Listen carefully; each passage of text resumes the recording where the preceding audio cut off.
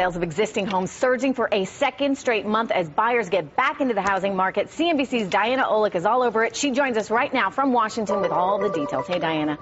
Hey, Trish, you're right. This was a big jump, well beyond expectations. Existing home sales up 12.3% to a seasonally adjusted annual rate of 5.28 million units, still down 2.9% year over year. The realtors say it could be the brightening jobs picture or rising mortgage rates, which tend to get buyers off the fence, worried they might miss out on the lowest rates.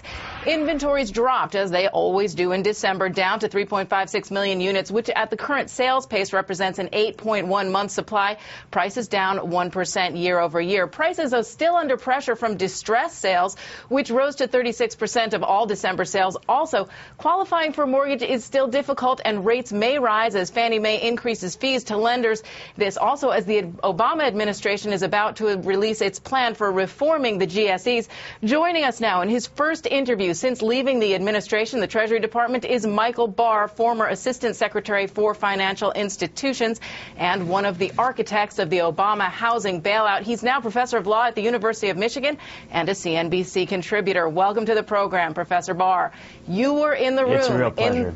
You were in the room, in the trenches on how to reform the mortgage giants. Tell us where the administration is going, keeping Fannie and Freddie or eliminating them, and will there be a government guarantee in the future mortgage market?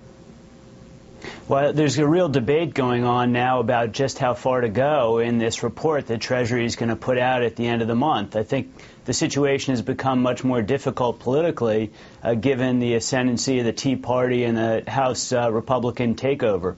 So I think it's a close question which way the administration is going to go.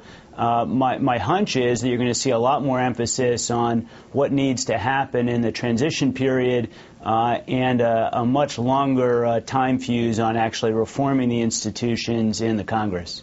But do you believe they will espouse that government guarantee or completely privatize the market?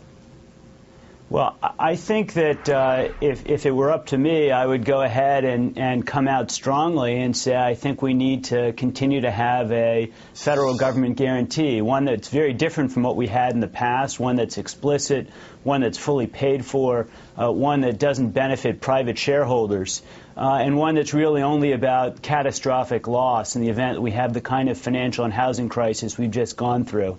I'm not sure whether Treasury will come out with that. I think there's going to be a lot of pressure on them to keep their options open and to present that as maybe one option among many as they work with the Republican House and the Democratic Senate to try and get reform done. And again, really focus on the steps that we can all take together to keep Fannie and Freddie on the track of reform while the Congress deliberates this difficult problem.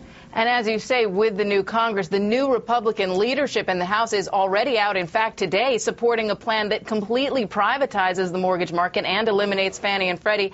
How do you think this fight is going to play out on the Hill? I think it's going to be quite difficult. I think we're going to know for sure later this spring how serious the House Republicans are about pursuing that path. I think they're going to come under a lot of pressure from their constituents, from homeowners, from the realtors, from the home builders, all of whom will say, do you really want to put that kind of pressure to shut down the mortgage market? If you look at the mortgage